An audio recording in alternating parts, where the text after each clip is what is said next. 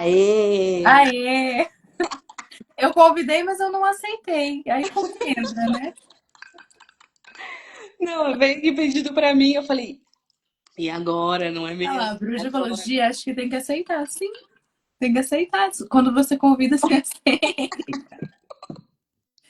Partilhando a nossa indignação. Você sabia, você tinha essa informação de que só consegue fazer live quando você tem 1.000 seguidores?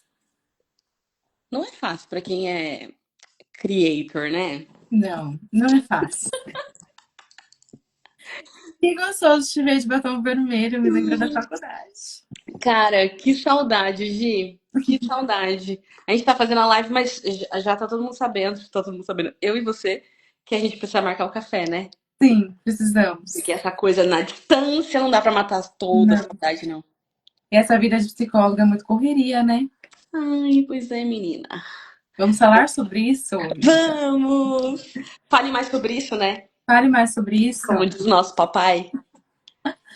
Para quem não conhece a Ká estudou comigo, fez a graduação comigo, tivemos um projeto integrativo, depois uma iniciação científica juntas. Fez tudo que dava, a gente fez junto. Tudo. Sim, tudo que dava a gente fazia junto, a gente estava muito bem. Só na parte de estatística, né? Que aí não tinha quem salvava naquela turma. Não, estatística é pra quem gosta de psicologia, né? Que foi o que você postou ontem. Eu achava que eu nunca mais ia ver matemática, mas eu estou vendo matemática. Sim, a vida é essa. Sim, a vida é essa. Quem vai fazer graduação em psicologia se prepare, que são 2 anos de estatística. E a gente ainda faz estatística no sábado, lembra? Ah, então, ainda fazia no mesmo dia, porque você já estava na noite, né? Uhum, Nessa época. Você já sábado à estava à noite. noite, eu estava de manhã, então ainda dava para conciliar com as aulas. Mas para quem fazia à noite, você tinha que vir no sábado, era isso? É peleja, né? É Beleza, peleja, é beleza. peleja. Cá, nos conte um pouquinho das suas formações. Você é psicóloga e que mais? Além de todo o resto que precisa para ser psicólogo, que é assim, contabilidade, social media, produtora de conteúdo e tudo mais. Secretária. Secretária, assim. Eu fiz minha formação na Unisal, eu e a Gi fizemos no mesmo ano, nos formamos no mesmo ano. Depois disso, eu fui fazer uma pós-graduação em psicanálise.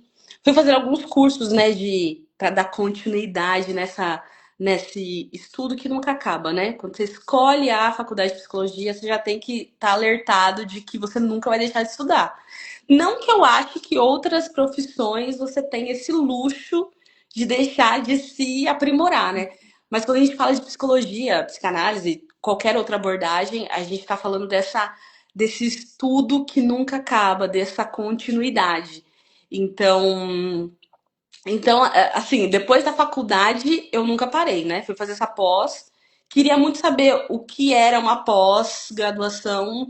Queria experimentar, sabe? Achava que isso era muito necessário ter a experiência e tal. Mas mesmo depois da pós, eu nunca parei. Então, fui fazendo outras coisas, estando em outros grupos, experimentando outros assuntos. Porque a psicologia, de modo geral, né?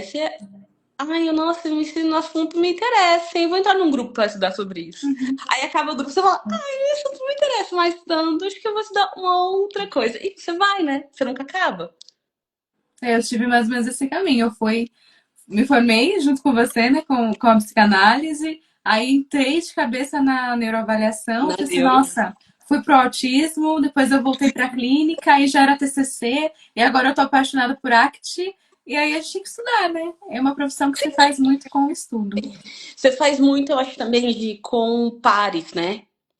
Eu tava falando disso com um amigo meu ontem, um psicanalista amigo meu, falando assim, o quanto essa vivência é uma vivência essencialmente solitária, né? A do psicólogo, assim.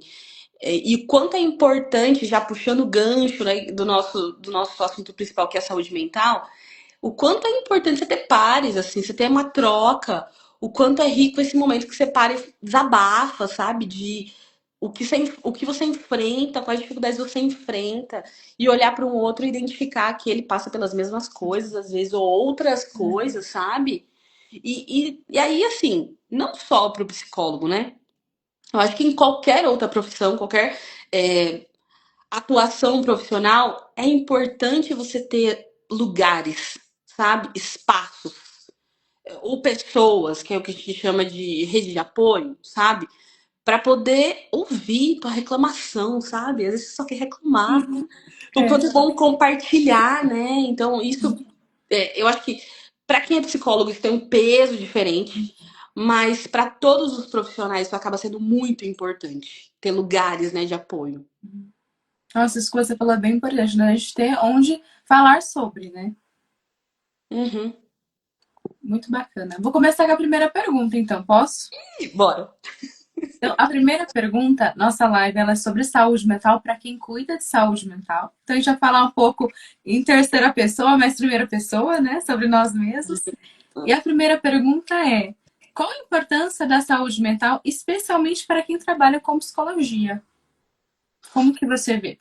Eu acho que se a gente está falando de estudante, né, se a gente está falando de psicólogo, eu tenho pensado especialmente, mesmo antes da gente marcar nesse encontro, eu já tô meio que às voltas desse assunto, sabe? Pensando no quanto isso é importante pra gente especificamente. Eu acho que quando você fala que você é psicólogo, não sei se você já ouviu algum comentário assim. Uma das primeiras coisas que as pessoas. A primeira coisa é, você não tá me analisando, não, né? A É, segunda, a segunda é, nossa, é difícil ouvir problema dos outros, né? Todo dia e tal. Eu acho que aí tem duas maneiras de a gente pensar, 2 milhões de possibilidades pra gente pensar, assim. Não é só ouvir o problema das pessoas, porque nem todo atendimento vai ser um atendimento de problema. Às vezes tem um atendimento que a pessoa simplesmente vem compartilhar uma coisa muito boa que aconteceu, enfim, lógico. Todos eles são potencialmente densos. Mas não é só a importância da saúde mental ou de cuidar da própria saúde pro psicólogo não é só porque ele tá ouvindo o problema dos outros, mas porque a vida dele continua acontecendo para além do que ele ouve, para além do setting terapêutico, e também tem muito daquilo assim, pô, eu tô ouvindo essa pessoa, mas depois, né, quando você vai pensar o caso, nossa, alguma coisa me pegou ali. Eu não alguma sei, coisa cutucou. alguma coisa, doeu alguma coisa em você, assim. Às vezes é uma palavra, um jeito, um comentário, uma vivência, uma experiência pela qual aquela pessoa tá passando, ela te traz. Então, tem todos esses atravessamentos que, diferente de outras profissões, pra gente que tá ouvindo outra pessoa, que tá na escuta de outra pessoa, eu acho que essa é a importância, sabe? De você ter um lugar também, né? Aí já uma escuta especializada para você conseguir identificar isso que eu senti é meu ou isso que eu senti é uma coisa mais voltada para um ponto técnico, vamos dizer assim. É um assunto para supervisão ou é um assunto para minha terapia, sabe? Então eu acho que quando a gente está sendo ouvido também por outros profissionais, se a gente está se cuidando, a gente consegue fazer esse discernimento, sabe? Isso aqui para onde vai? E também usar disso pros atendimentos. Então, se eu sinto uma coisa no atendimento com outra pessoa, no que eu tô ouvindo, e aquilo só fica dentro da minha cabeça, aquele incômodo só fica em mim, qual que vai ser o efeito disso no atendimento, sabe? Como que isso vai reverberar no atendimento? Vai prejudicar o atendimento? Isso vai fazer com que o atendimento se torne uma outra coisa que não um atendimento terapêutico, sabe? Então eu acho que esse cuidar da gente vem muito nessa trazer uma espécie de uma clareza, sabe? Essa separação, esse discernimento. Então ajuda a gente a separar as coisas, eu acho. Esse cuidado que você falou, né, até fazendo uma exposição, né, psicológica, eu tive muitas questões ali quando eu saí, quando eu comecei a atender na clínica, porque eu me sentia inteiramente psicóloga. Então, eu só tinha que estudar, eu não tinha mais outros contatos com a cultura, né? Eu queria inteiramente ser psicóloga, ser suficiente naquilo e estudar. E como isso me fez mal, né? Porque eu não estava cuidando de mim, eu estava cuidando só dos meus pacientes. Só que eu sou a minha ferramenta, né? Exatamente. Você sabe uma coisa que eu vi ontem de uma produtora de conteúdo que eu gosto muito, psicóloga também, aqui no Instagram? Ela disse uma coisa assim: como que você vai produzir o quê Não só falou de produção de conteúdo, né? Uhum. Mas você vai produzir o quê? Você vai ouvir teu paciente como se você não tá tendo experiências fora do setting terapêutico. Você vai falar sobre. Você vai ver o quê? Você vai viver só isso? Do que você vai falar? Você vai falar só de psicologia? Você vai falar só de psicanálise? Você vai falar só disso, só daquilo? Você vai falar só daquilo que você trabalha? Então, essas experiências para além com a arte, com a cultura, com a família, com a música, com, sabe? Todas essas coisas que a gente experimenta fora são muito importantes porque elas enriquecem o nosso repertório nesse sentido. Elas trazem vivência para que a gente consiga, não que a gente vá usar disso nos atendimentos, mas isso faz parte de quem a gente é no final das contas, Faz né? parte da vida, né? Exato. Não só como psicólogo, você não é psicólogo o tempo inteiro, né? Então, essas outras vivências, elas são assim primordiais. Eu acho que andam junto com aquela pergunta que você me fez sobre a importância do cuidado, né? E é o que a gente indica para o paciente, né? E às vezes a gente não faz, né, E menina? a Olha que gente não faz. coisa. Que coisa, né? Muita coisa que a gente indica para o paciente, a gente tem que cuidar de aplicar na nossa própria vida. Por isso que você tem que ter outra pessoa junto contigo, né? Por isso que você tem que estar se cuidando e sendo ouvido também, para que você perceba o que a gente chama em psicanálise, assim, de ponto cego.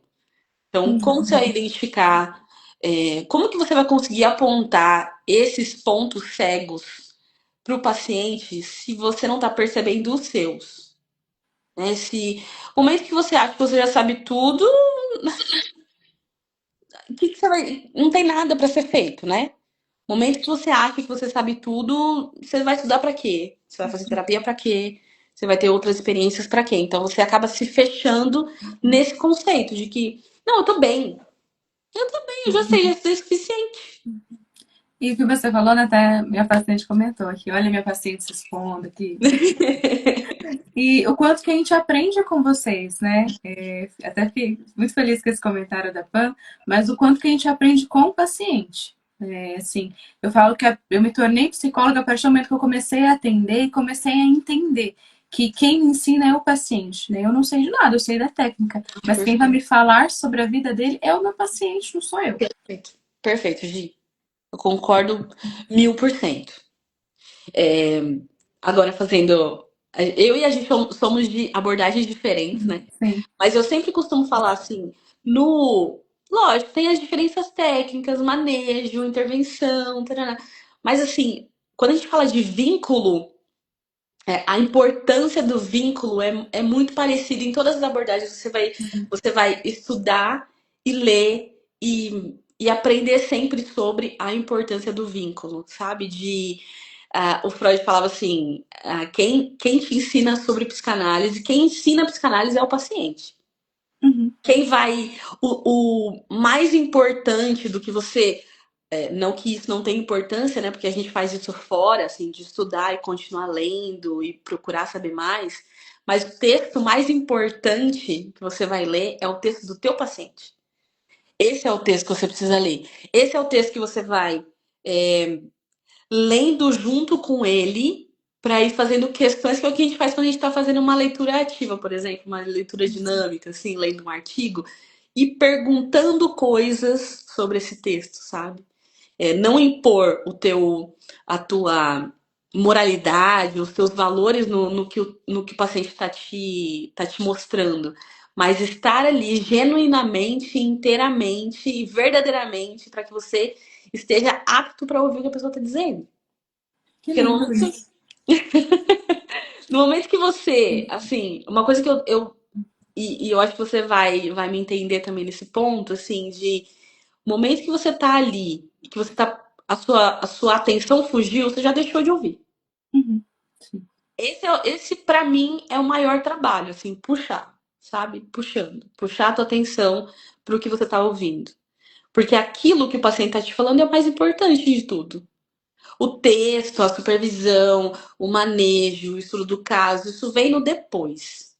Ali você tá inteiramente, verdadeiramente ali. Isso é o que mais conta. Muito bem. É isso. Muito gostoso de te ouvir. Dentro disso, dá para a gente pensar assim, quais são os principais desafios que o psicólogo ele enfrenta no manejo emocional? O que você vem pensado assim nesse No sentido? manejo emocional da É. coisa, O que você acha que a gente enfrenta assim de maior desafio no dia a dia? eu acho que essa atenção, vou roubar o termo da fenomenologia para falar atenção plena. Então, essa atenção plena, mas que a gente diz em psicanálise a atenção flutuante, né? Ou a atenção, né? A atenção que você tem que ter no que aquele sujeito está te falando. Eu acho que essa separação, sabe? Essa separação de emocionais, vamos dizer assim, essa separação do que é meu e do que é dele, essa, esse discernimento mesmo, sabe? Eu acho que o que pega mais emocionalmente, eu acredito que sejam esses dois pontos. Se manter ali, verdadeiramente, o que é muito delicado, porque ouvir não é fácil, né? Algumas pessoas falam assim, ah, mas você só ouviu, tá cansado do quê? Você só escutou o dia inteiro? Você tá sentado e ouvindo. Putz, cara, como é difícil, né? Porque você não tá só ouvindo, você tá ouvindo. Nossa, eu acho que eu não tenho nem palavra pra definir, porque você não tá só ouvindo, você não tá só ali escutando. Todo o teu, todo o teu corpo tá ali naquela relação. Tudo que você tem tá ali naquela relação, toda a tua atenção tá ali. Então você não tá ouvindo displicentemente, você tá ouvindo integralmente. Então eu acho que essa. E se você não tiver bem para ouvir, já tiveram dias, já tiveram períodos da minha vida em que eu tava passando por diversas situações e que eu precisava cancelar atendimento. Sim. Porque às vezes você simplesmente não tem espaço emocional para ouvir.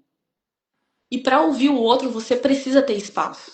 Porque se a gente. Isso a gente consegue perceber fora da clínica também, assim. Se você tá comentando com um amigo um problema que você tá passando e ele não tem espaço emocional para ouvir aquilo, ele com certeza vai te falar, então, mas você não sabe o que aconteceu comigo.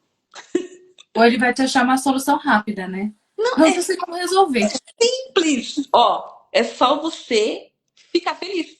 Não Sabe? Não pensa. Eu gosto daquele ditado assim, tem. não pensa. Não pensa. É só não pensar. Você tá preocupada porque é só você não pensar, boba. Nossa, menina, eu nunca pensei nisso. Então, isso acontece quando você não tem espaço. Você não tá ali. Só quer que aquela pessoa não sofra mais ou não te demande mais nada. Mas você não tem espaço. Então, eu acho que esses são os dois principais pontos, assim, a atenção e essa separação, né, emocional que você precisa ter, você precisa trabalhar, entender como que isso funciona para você. Acho que quando a gente fala de psicologia também, a gente está falando de descobrir o que funciona para cada um. Quantas pessoas eu consigo atender no dia? Você vai ter que descobrir. O que, que é bom, o que, que dá para ouvir, quantas pessoas dá para ouvir nesse dia? Ou qual é o teu limite? Eu acho que tudo que eu tô dizendo aqui vai muito em consonância com isso, né? Limite. Muito desse entendimento de até onde você consegue ir, até onde você consegue escutar. Até mesmo quando a gente fala assim, eu não gosto de ouvir tal coisa. Eu não gosto de receber tais casos. Para você entender isso, você precisa entender o teu limite de escuta também. Para que esse sujeito que chega até você com uma determinada demanda, se você não consegue escutar, o que, que você está fazendo com ele, então? Sabe? Qual o tipo de trabalho que está sendo feito? Até mesmo para que você preze pelo bem-estar, assim, na medida do possível, né? Daquela pessoa que chega até você. Você precisa entender qual é o teu limite. Então, eu acho que falei dois, mas falei 2 milhões, né? Não, ficou ótimo. Assim, é a responsabilidade de se conhecer, né? Uhum, uhum. Não se conhecer por completo, né? A gente não chega nisso, mas a responsabilidade de buscar esse autoconhecimento enquanto profissional do autoconhecimento, né? Enquanto profissional da saúde. Eu lembro muito que na clínica eu passei por isso, né? Eu comecei a atender em clínicas o ABA, né? Comecei o ABA, depois eu fui para reabilitação neuropsicológica, né? E neurológica. Então era um atendimento mais psicomotor, um atendimento mais de reabilitação mesmo, né? Que a gente até fala PED, né? Neuroped, a REAB, né? Então era uma reabilitação. E quando eu ia para a clínica, eu trabalhava de manhã e tarde na reabilitação e à noite eu ia atender. E eu dava conta de 14 horas. Quando eu fui para a clínica geral, eu falei assim: nossa, vou dar conta de atender 15, 10. Fiquei 3 meses atendendo 10 por dia e falei: Não dá. agora eu preciso de um psiquiatra também. Não precisei do psiquiatra, mas diminuir a Não agenda. dá. Não Não dá. dá, gente. Não É dá. diferente. Porque daí você chega no final do dia, assim, com a tua escuta, pelo menos eu sinto isso, quebrada. Uhum. Chega no final do dia que você não consegue mais escutar nada. E aí você começa a perceber essa exaustão profissional, e eu acho que aí vale meio que para todos os profissionais, você começa a perceber os impactos disso e os efeitos disso na sua vida fora do consultório. Quando você chega ou vai Ó, chegando. meu marido batendo palma pra Ah, você. Ele sabe disso, ele sorriu os impactos. eu falei alguma coisa que fez sentido, né, Leonardo? Falou, falou. Você começa a ver impacto nas suas relações fora. Isso, isso encaixa com o que a gente está falando de autoconhecimento, né? Porque se você não está atenta, se você não se conhece a ponto de estar atento a isso, você se perde, né? É o que a gente chama muito comumente de burnout, né? Uhum. Que é a total exaustão, assim. Que é uma expressão engraçada, burnout, né? Que burnout é tipo queimar. Você se queimou. Você destruiu todo aquilo de todo o espaço, né? Disponibilidade, o espaço emocional que a gente estava falando antes, você destruiu ele. E para recuperar isso é um processo, né? Porque parte muito desse lugar, assim, a vida continua acontecendo, os atendimentos vão continuar acontecendo, só que você vai precisar sempre estar atento e manejando o teu tempo para entender o que é até onde você consegue, até onde é confortável para você, até onde é suportável, ou melhor, eu gosto muito dessa palavra, sustentável a longo prazo. E isso também se difere da psicologia para qualquer outra profissão. Você tá sempre em transição, né? A gente tá sempre em transição. Nessa época eu achava que atender de manhã era melhor, caía melhor, eu atendia melhor, eu ouvia melhor. Isso mudou, já não é mais assim. Acho que eu prefiro a tarde. Aí tenta a tarde, vai pra tarde. Atender de, sei lá, segunda, quarta e sexta. Não, vou atender de segunda a sexta, vou tentar. Então a gente tá sempre nessa transição, né? É bizarro. Isso é bizarro na psicologia, qualquer abordagem. O quanto você tem que estar sempre atento para o que tá funcionando e o que não tá funcionando, visando sempre a tua escuta e, mais do que a tua escuta, o teu bem-estar de modo geral, né? E entender que você existe na mudança, né? Que às vezes a gente quer ter esse controle de nunca mudar, mas precisa mudar. Uhum. Você sabe uma coisa que também venho pensando nessas últimas semanas, assim, a gente tem um costume, sei lá, um hábito, não sei, de pensar assim, o fato de mudar ou de recalcular a rota ou de fazer mudanças, né, mesmo assim, na rotina da vida, do trabalho, faz com que a gente se descredibilize em tudo aquilo que a gente fazia antes. Tá, se eu tô refazendo tudo agora, que eu era uma péssima profissional antes, eu não sabia. Na verdade, não é bem assim, né? Não destrói tudo que você construiu antes. Só é o momento que você tá revendo, e principalmente revendo prioridades, né? Revendo o que funciona, o que não funciona. Mas a gente tem essa coisa do Juliana. A gente, fica aí. Quem entender, entendeu. De assim, não posso mudar. É. Isso é errar, isso é falhar. Mas assim, primeiro que eu acho que essa questão de falha e de erro já é uma grande questão que daria uma outra live, né? Pra gente falar de erro e de falha. Principalmente Mas, para quem se cobra muito, né? jogamos aí no ar, né, gente? Não sei quem achar que cabe, Alguém né? que se cobra muito. Alguém. se cobra também muito dessa coisa de. Sim. É porque esse é um outro ponto, assim. Quando a gente trabalha, eu venho de muitos anos de corporativo, de RH, Uhum. onde a gente tem, assim, tudo estipulado, você tem um sistema, você tem um jeito de ser ou jeito de estar que ele é muito óbvio e que ele já tá colocado. Ó, você entra tal hora, suas funções são essas, você sai tal hora, isso aqui é o que eu espero de você e tal. Quando a gente vai para uma vida de autônomo, você não tem isso. Não tem. Eu tava conversando com uma outra amiga esses meses atrás também sobre isso. Olha só, não tinha percebido o quanto eu tenho falado sobre isso, hein? Mas a gente perde, quando você é autônomo, e eu acho que não só psicólogo, você perde o contorno da vida. Sabe, Uhum. o que tem de simbólico naquilo? Porque, querendo ou não, a regra do CLT, a regra que o CLT nos coloca, esses horários, o que se espera, o que não se espera, isso dá um certo contorno para a vida profissional. Então, eu começo a trabalhar essa hora e eu paro de trabalhar essa hora. Quando você se torna autônomo, você perde isso. E quem é o responsável por fazer esse tipo de manejo? Eu começo a trabalhar essa hora e eu paro de trabalhar essa hora? É você. É. Que Então, assim, perigo, né? é um baita de um perigo. É um baita de um perigo. Porque quando você vê, você tá assim, ó, o tempo todo, você tá pensando. Outro dia eu cheguei em casa, eu tomei banho, fiz as coisas, pensei assim, cara, eu não parei de pensar até agora. Porque você tá assim, então, mas tem aquele caso, então, mas nossa, tava varrendo a casa, eu vi um meme assim, tava varrendo a casa pensando, e aquela intervenção, eu devia ter falado isso. Fora o estudo, né? Nossa, eu E o preciso estudar isso. estudo, Assim. e todas as outras coisas que acontecem para além do consultório. Então, assim, o momento que eu vou parar para fazer o fechamento do mês. O momento que eu vou parar e falar com contabilidade. O momento que eu vou parar e fazer um post no Instagram, sabe assim? É bizarro, porque fica a nosso cargo fazer esse contorno. Dar esse contorno simbólico para o nosso tempo, para o nosso fazer da clínica. E é um risco.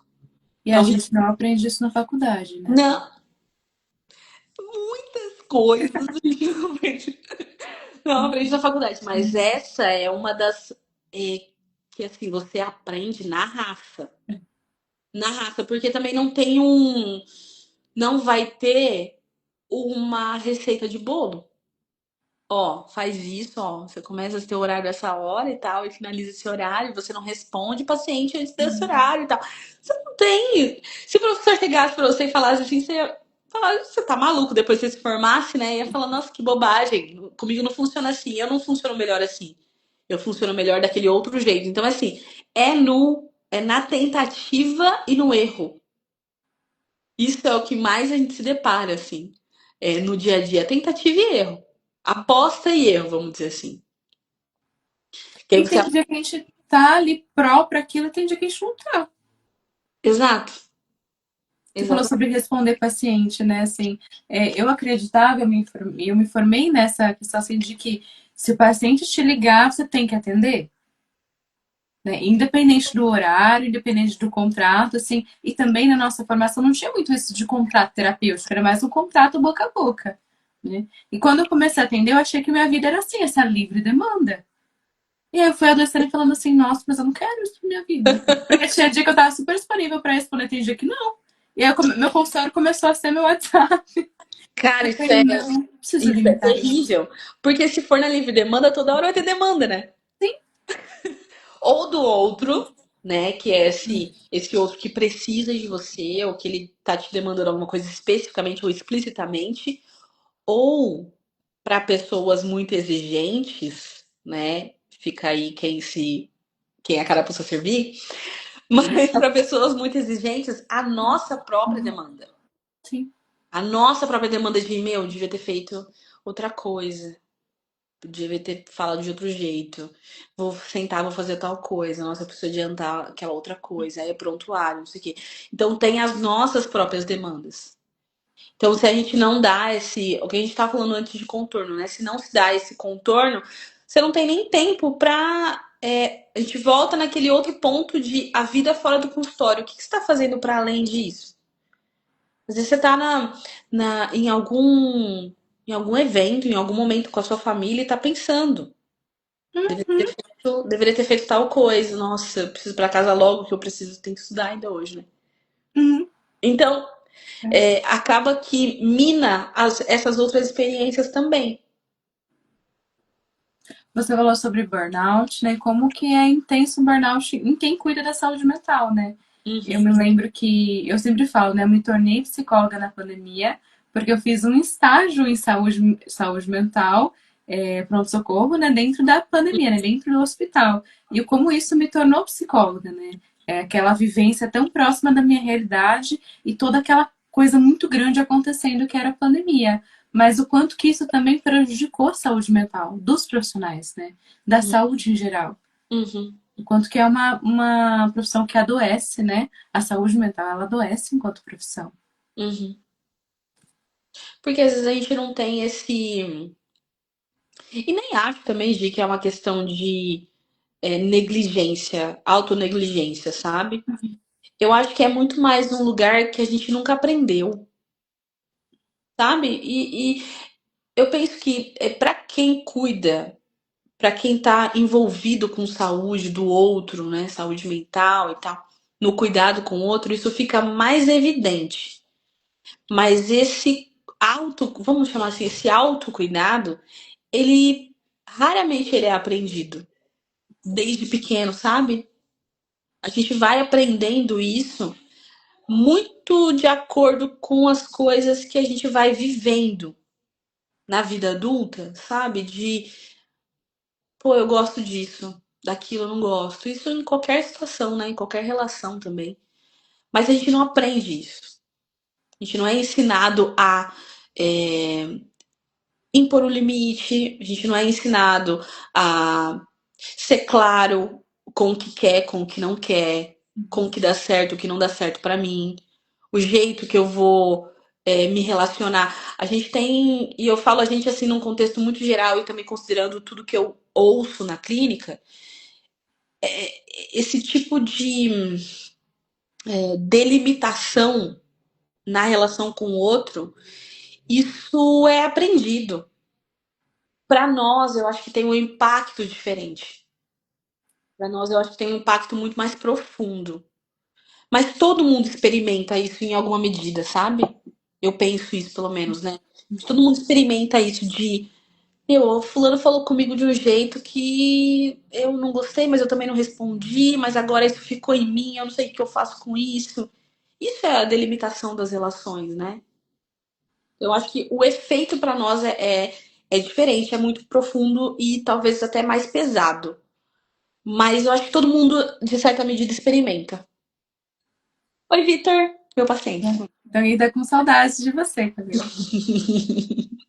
E na ACT a gente fala muito disso, que é a questão do viver dentro de uma mente e não viver na vida, né?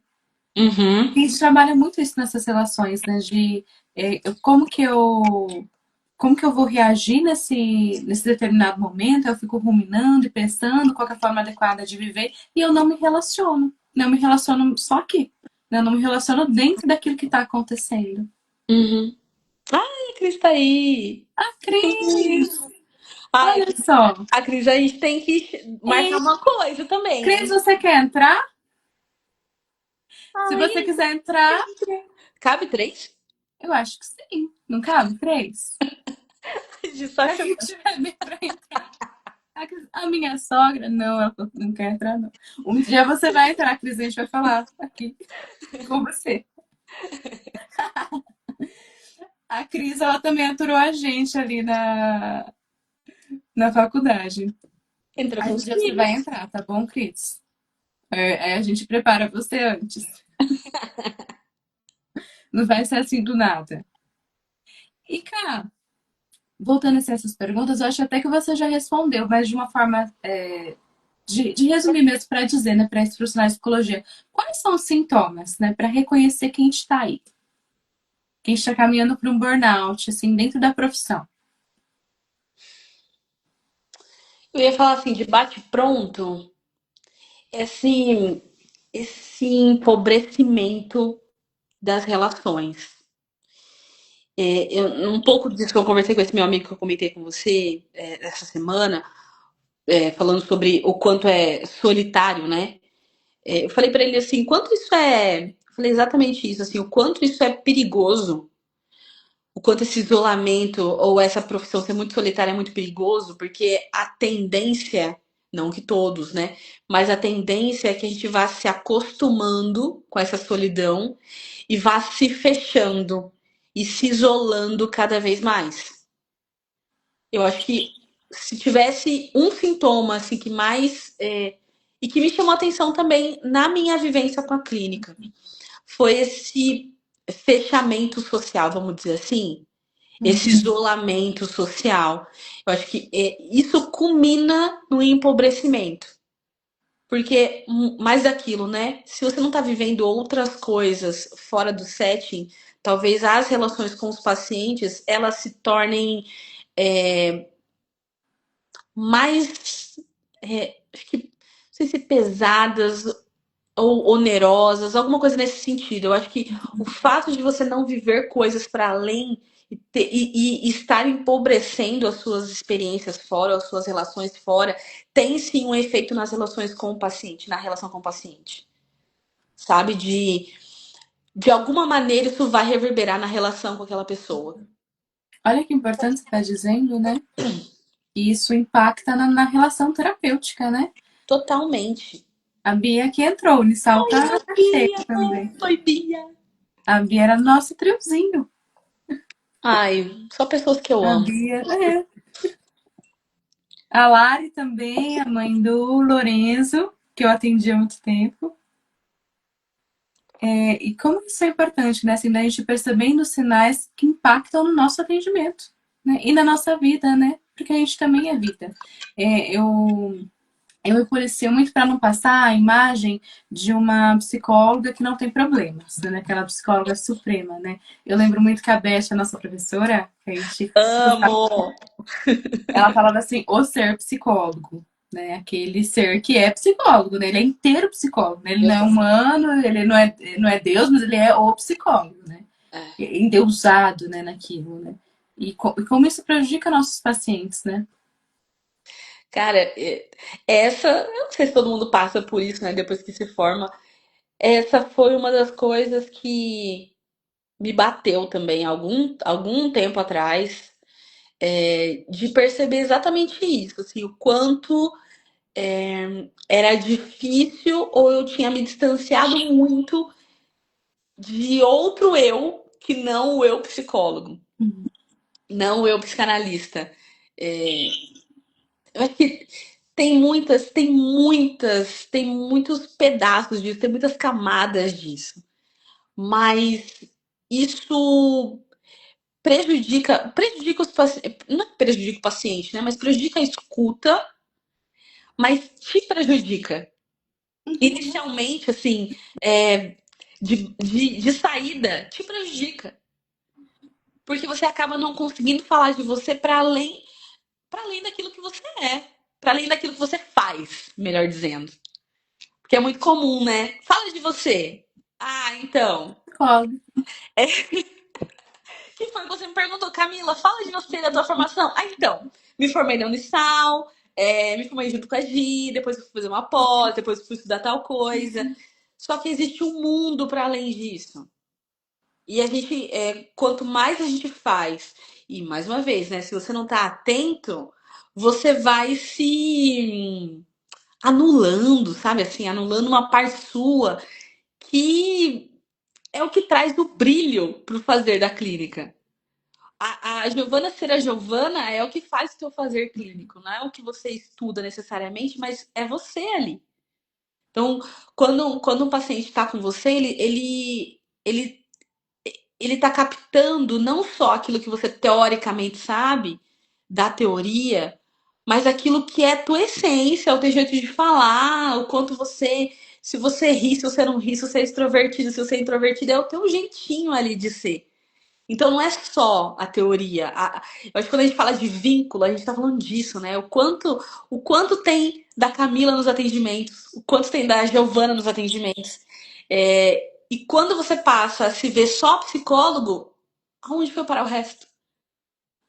Então eu acho que o vínculo só se forma porque somos a gente. É isso. É exatamente isso. E nossa, eu tenho pensado muito nisso ultimamente. O quanto muitas vezes a gente vai se falando psicólogo, se vendo psicólogo, e o tempo todo, quase que de forma involuntária mesmo, sabe? Automático quase, de estar numa roda de amigos e estar pensando em alguma coisa. Tá pensando em alguma coisa da profissão, né? Tá pensando em alguma coisa, sei, alguma coisa que nos atravessa profissionalmente. E não tá ali inteiramente, não tá ali genuinamente, né? Como uma não psicóloga. É difícil a gente fazer essa separação, cara. É complicado.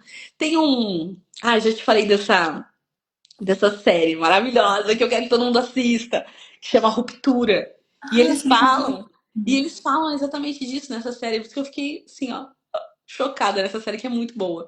Preciso assistir. Fazem, maravilhosa. Porque eles fazem. Ó, o Leonardo tá atento. É. Eles fazem essa separação entre o profissional, ele literalmente não tem vida lá fora, porque ele perde a memória no final do dia, e o que ele vive fora ele não se lembra. Então existe uma persona no trabalho, no ambiente do trabalho, e existe uma pessoa completamente desconectada fora dali. O quanto isso, principalmente quando a gente escuta alguém que fala da vida profissional, um paciente, ele fala assim, ai, eu sei que não é. Eu sei que a gente precisa separar, né? Que é profissional e que é pessoal. Vira chave, né? Tem que. Gente, mas assim, a gente não tem gaveta, né? Que chave é essa? O psiquismo tá tudo aqui, né? A gente é tudo isso aqui. Então, assim, a gente tá falando de uma separação, de um discernimento, mas uma total separação também é impossível. Porque o que faz mais daquilo, né? Inclusive foi o que a Cris colocou. O que faz do teu atendimento ser o seu atendimento é essa parte que acontece para além do consultório. Uma coisa não vive sem a outra, né? Eu me lembro muito quando eu comecei a atender. Deixa eu só colocar meu celular para carregar, senão ele vai acabar. Eu chegava em casa, eu morava com os meus pais ainda. Eu falava assim, eu quero silêncio, silêncio. Meu pai ficava assim, gira a chave. Né? Saiu do trabalho, saiu. E eu ficava assim, mas você trabalha com máquina? É só você desligar a máquina. Eu vou desligar o quê? A minha máquina, a minha cabeça. Eu não sou uma máquina, não sei se você tá sabendo, pai, mas eu não sou uma máquina. Nem meus pacientes, a gente se vincula, né? E eu trabalhei muito tempo com o neurológico. E assim, se meu paciente pegasse um resfriado, pode ser que eu não iria vê-lo na semana que vem. Uhum, Então, assim, lidar com a morte o tempo todo me fez entender assim, poxa, eu não trabalho com máquina. Não é assim, né? uhum. Eu posso sentir também, eu posso chorar também. Né? Eu me lembro quando eu perdi um paciente, eu chorei. Eu chorei porque eu fazia parte daquela história daquela família. E tá tudo bem a gente se envolver, né? Perfeito. Claro que de forma ética, né? Porque a gente também não é parte daquele vínculo, né? É um vínculo diferente, não é um vínculo familiar. Mas de forma ética tá tudo bem se envolver. E assumir um lugar. Nossa, Gi, ai, eu vou ter que fazer esse comentário, porque eu tinha visto uma. Poucos minutos atrás, antes da gente começar a live, eu vi uma psicanalista falando assim. Ela construiu uma narrativa, um texto falando de como o WhatsApp agora tudo a gente resolve pelo WhatsApp e tal. Ela pegou disso para falar esse gancho para falar sobre o vínculo ou a demanda do paciente pelo WhatsApp e o quanto isso podia. E ela falou um pouco de como ela faz, que ela tá fazendo uma crítica, na verdade, a uma aproximação para além do consultório, sabe? De mandar meme, mandar figurinha e ficar de trelelê e tal. Cara, eu acho muito estranho, para dizer o mínimo, assim, você simplesmente rejeitar qualquer coisa que venha do paciente para além do consultório. Sabe, na hora que eu li o texto dela, Tá, ela tá falando com base no que ela faz, né? Ah, eu não mando figurinha, eu não respondo meme, eu não faço nada disso. Tava pensando assim, cara, como você deve ser chata. É, eu faço errado. Eu já penso assim, nossa, eu Chata, respondo todos os cara. e-mails. Ai, sabe aquele meme vai? Chata, fala, chata vai falar. Chata vai falar. Ah, Carol, nossa, agora tá completo. Ih, não apareceu pra mim, não. A Carol, sei lá, nossa florzinha. Não. Nossa, Tem que mas trazer aí. ela aqui também, a Carol, a Bia, a Cris. Hum. Chata, né? Que o psicólogo é chato? Chata. É que assim, né? E aí tava falando. Ela tava falando sobre. Lógico, é aquilo que você tinha pontuado. Tem um limite ético em todas essas relações, na relação terapêutica, principalmente. Mas assim, cara, se eu receber uma pessoa e eu não puder rir com ela, eu não puder rir de uma coisa engraçada que ela me conte, ou não puder me emocionar com uma coisa que ela me conte, ou ela não me tocar de jeito nenhum, o que que tem de mim nessa relação? E assim, não resumindo ou presumindo que todo psicólogo seja assim, mas é um pouco daquilo que a gente estava falando antes, de o que que tem de você nesse atendimento? Você está performando, você está encenando uma coisa, ou é você de verdade ali?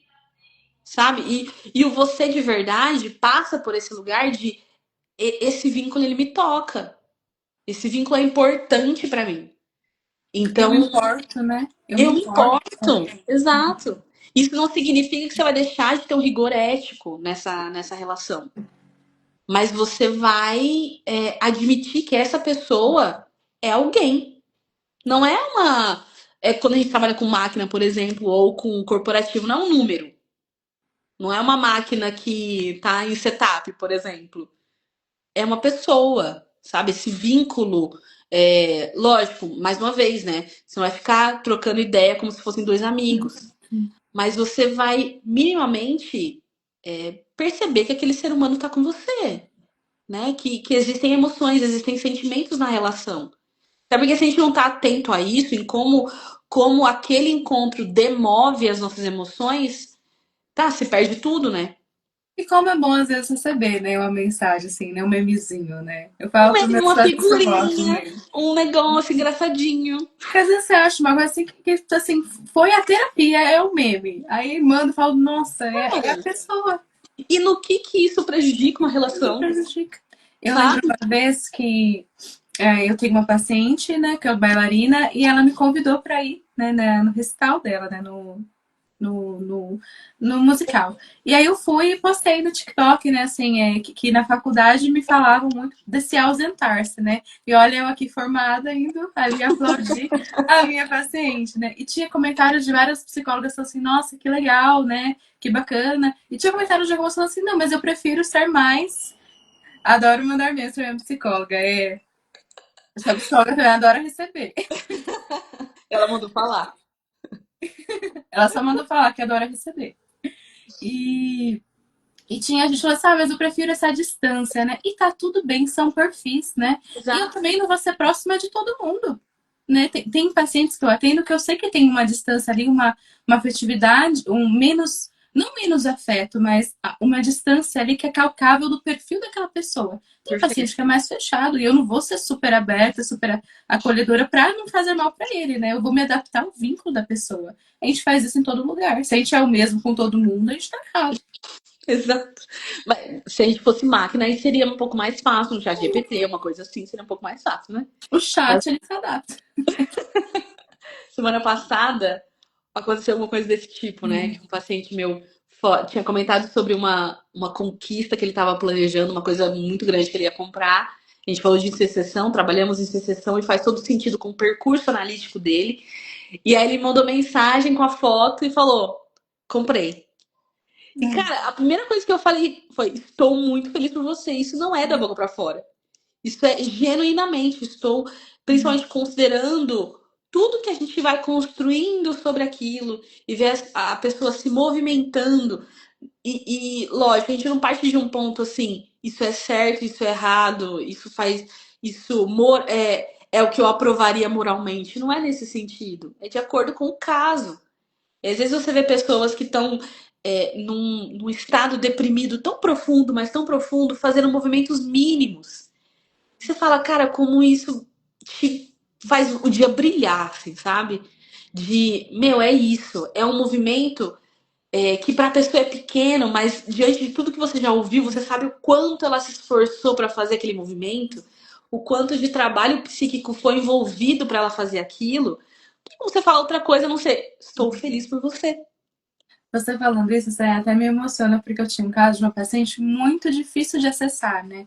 A gente sabe que, assim, não generalizando, mas a depressão como transtorno maior, ela geralmente se caracteriza naquele paciente que é mais difícil de se acessar. Uhum, Não generalizando, mas a maioria sim. uhum. E era um caso assim, específico, e a relação que eu tinha com ela era no final, quando ela pegava o gatinho dela, colocava na câmera e deixava eu o gatinho. Aí eu ficava conversando com o gatinho, porque eu amo gato. E como aquilo foi criando um vínculo entre nós, né? E aí criou até um ritual, porque aí toda vez que ela ia falar comigo, eu colocava o gatinho, assim, tipo, fala com o gato primeiro, porque aí eu vou ver se eu me vinculo com você. E Perfeito. agora, assim, já dei alta, já, né? Já passou esse ciclo, mas assim, o nosso vínculo se criou porque ela me mostrava o gato e eu reagia ao gato.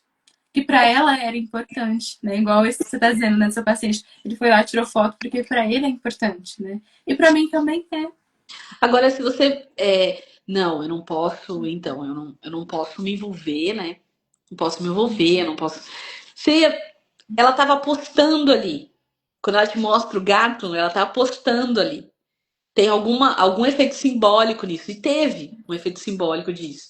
Então, se você se distancia, se você nega, você tá negando tudo da relação, às vezes. Eu acho que quando a gente fala de psicologia, principalmente, né, tem muito disso de você. A gente está sempre fazendo apostas da intervenção, da palavra, daquilo que você sugeriu. Sugeriu é uma palavra ruim, né? Daquilo que você propôs, daquilo que você estruturou. É sempre uma aposta. Você Uhum. nunca sabe qual é o efeito que vai ter daquilo. Às vezes você faz uma intervenção que você estudou. Nossa, eu vou. Vou arrasar. Nossa, eu vou. Arrasar. Essa frase aqui que eu falei, minha filha não teve nenhum. De Ó, jeito nenhum. zero. Quantas vezes pacientes que estão comigo já há muito tempo, assim, muito tempo, 2, 3 anos, agora, inclusive aconteceu lá umas 2 semanas atrás, uma paciente me falou de uma frase, ou de uma pontuação, né, melhor dizendo, que eu fiz nos nossos primeiros encontros. E às vezes a intervenção que vai funcionar, que vai ter um efeito, foi uma palavra que você disse, foi um jeito que você recebeu, foi um sorriso, foi um abraço de oi, tudo bem? Ou foi um abraço na hora de ir embora. Foi. A gente nunca sabe, é sempre uma aposta. Essa é a parte é, dolorosa, ou não sei se dolorosa é a palavra, mas trabalhosa. Uhum. Trabalhosa dessa profissão, porque você nunca sabe. E é por isso importante ser você mesmo.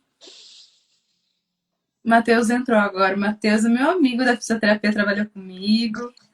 Ele vai vir aqui, viu? Nossa, essa Tá. live com Giovana vai virar tipo um de frente com Gabi. E temos que, gente, vai lá no Sincero pra gente conseguir motivar esse negócio, porque Verdade, agora verdade. tem limite. Agora, vou chegar lá, Matheus. Oi, oi, te esperamos aqui, viu? Oi, Matheus. Vai ser um. Ó, Matheus, você tá na lista de Matheus, quem? você tá na lista da Giovana e da Camila também. Camila tem que engajar nas lives. Olha como a Camila fala bem, gente. Eu falo Ah, assim que a Camila foi meu diferencial na faculdade, porque muitas vezes eram umas conversas tão profundas que a gente tinha, que tinham que ser divulgadas. Algumas não, algumas proibidas, acho. algumas é melhor a gente deixar lá. Algumas iam fazer de surpresa. Ora, vou passar para. Que a gente já está quase finalizando, eu vou passar numa parte do nosso, que ela tem muito a ver com o Sincere, né? Que a gente está fazendo aqui a live, mas a live ela é do Sincere, né? Que é esse projeto tão gostoso que vem transformando a minha vida, a vida da Thalia, a vida da Bruna, porque a gente vai se reconhecendo como psicólogas juntas, né? Quando você fala assim sobre ser muito perfeccionista e se permitir errar, eu comecei a me permitir errar como Sincere, né? da gente errar junto, rir junto, né? E pra quem viu o último episódio do relacionamento lá, quem não viu ainda vai ver no finalzinho que eu cometo uma gafe enorme. Que eu fiz questão de postar porque tava muito engraçado, né? E como é gostoso, assim, ter que reconhecer que não é uma profissão que precisa necessariamente ser solitária, né? Ela Uhum, pode ter união, né? Que gostou desse momento de nós duas também aqui, uhum. com todo mundo, assim, compartilhando, né? Não precisa ser solitário. Que é o lance dos pares, né? É o A que importância você dos falou. pares. E aí, para começar, né, na parte de série, se a sua vida fosse uma série, Ih, como ela se chamaria? puta merda. Caraca, eu não faço. Ah, agora você me pegou muito. Pergunta uma coisa teórica que daí eu sei falar. É... Eu pensei naquele, eu pensei naquele desenho, você lembra do Fantástico Mundo de Bob? Seria Fantástico Mundo de Camila, onde acontecem as maiores. Eu gostei. Fantástico Mundo de Camila, então. Seria. Qual episódio da sua vida te transformou completamente?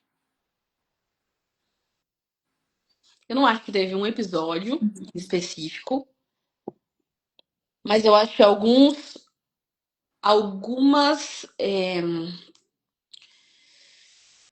eu acho que alguns acontecimentos tiveram um poder transformador maior.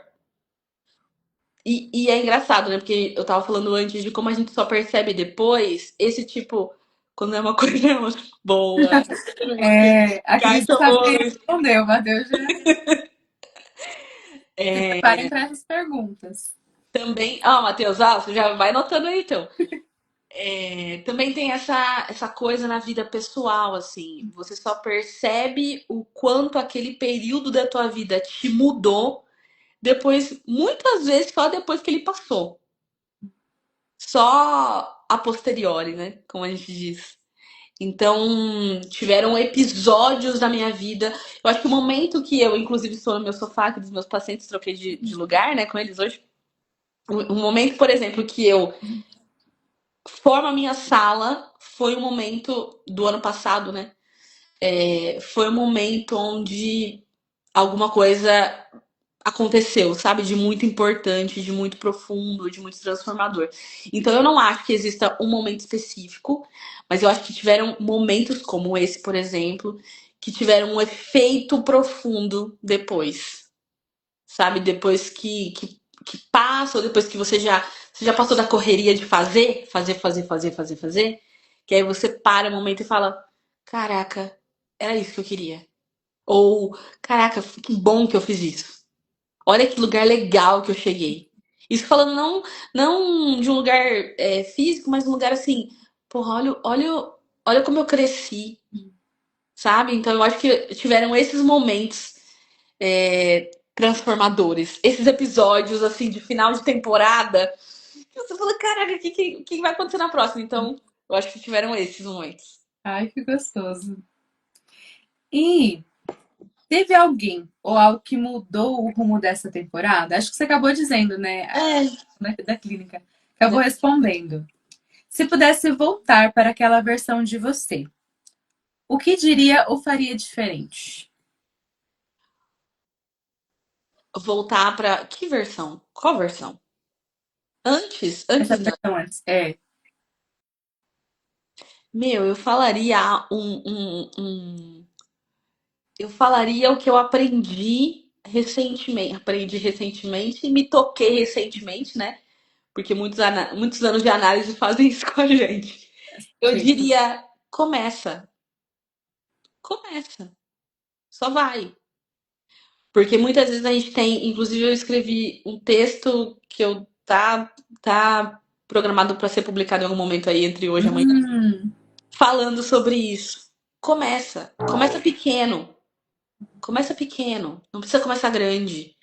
Você não precisa começar sabendo. E que pode parecer muito óbvio. E é óbvio que quando você ouve, você fala, mas isso é evidente, né? Mas não é.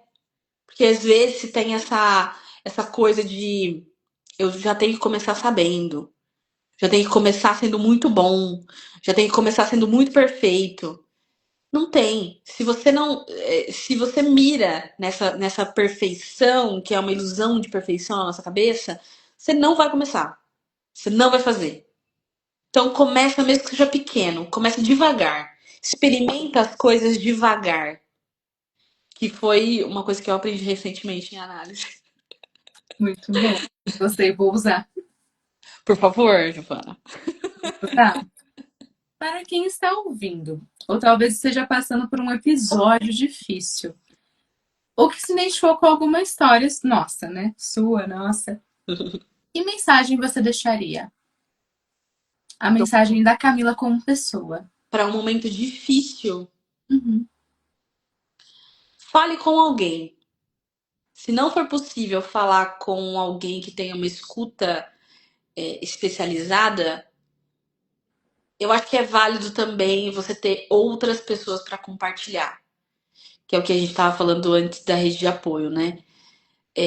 Muitas vezes, quando a gente guarda só na nossa cabeça, aquela situação, aquele pensamento, aquela emoção, ela se torna tudo que a gente tem. Tudo se transforma. O problema, ou o sentimento, ou enfim, a questão, ela se torna muito grande. Se só fica na nossa cabeça, vai tomando proporções muito grandes. E falar, é lógico, né? Tem uma diferença entre falar com um profissional e falar com amigos, mas à medida que você vai falando, você vai se ouvindo também. E eu vejo muito essa subestimação da fala, sabe? A gente subestima o quanto a fala é importante. E quando você fala, e não só quando o outro responde, mas principalmente quando você se ouve falando, às vezes você. Às vezes eu tô lá em casa, assim, tô fazendo um negócio, tô falando sozinha. Aí eu penso, nossa, que ridículo. Isso é o problema? Ai, que ridículo, que bobagem. Então, à medida que você vai falando, você vai tirando energia daquilo. Sabe? Você vai extraindo, sim, sentido não, mas porque isso foi em análise, né? Mas você vai extraindo um pouco da tua energia que estava investida naquele problemaço, que às vezes vai ser um problemaço mesmo. Só que quando você fala, aquilo toma uma certa proporção, a proporção que tem que ter, sabe?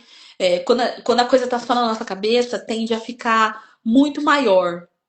É como quando a gente fala da a criança fantasiando. A fantasia da criança não tem limite. A nossa também não. Então, quando a gente dá contorno para esse problemaço, pode ser que ele se torne um probleminha ou um problema, mas que te dá. Pô, eu amo essa palavra, né? Te dá contorno para aquilo Uhum. que você imagina. E aí você percebe que aquilo não é tudo que você tem. Ou aquilo não é você inteira. É um pedaço da tua vida. Uma parte da tua vida. A Laca até colocou, né? Falar sozinha não é loucura, é terapêutico. É maravilhoso falar. Eu falo sozinha o tempo inteiro. Cá, queria agradecer todo mundo Ah, que dá uma palavra de carinho e estamos chegando ao fim. Queria agradecer todo mundo que entrou em pontos e depois teve que sair, não tem problema nenhum. Muito obrigada por estar nos apoiando nesse momento. É a primeira live desse perfil e a primeira live também do Sincere. primeira de muitas. E você está nos estreando aqui. É uma honra. Foi uma honra. Eu fiquei muito feliz com o convite. Lógico, você sabe, né? Agora ficou a parte de rasgação de seda, desculpa. Mas a Giovana, ela tem um lugar na minha graduação, um lugar na minha vida que é muito importante. Em muitos momentos cruciais a Giovana tava, eu acho que nem ela saiba disso. Mas, tá vendo, Matheus? Tem que botar aí o celular pra despertar. É, mas a Gi tem uma importância muito grande. Então, momentos muito cruciais da minha vida, a Giovana aparece de um jeito ou de outro. Ela aparece, vamos fazer um negócio aqui? Vamos, eu falo, vamos fazer. Então, é bom a gente estar perto de profissionais que a gente admira. Né? Isso é um pouco do que a gente estava falando antes de rede de apoio e tal.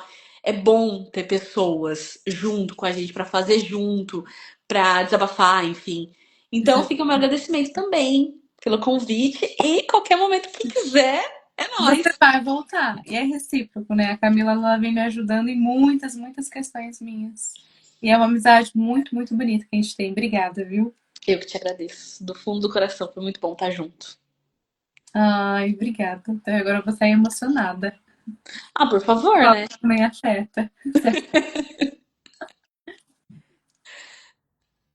Gente, obrigada, viu?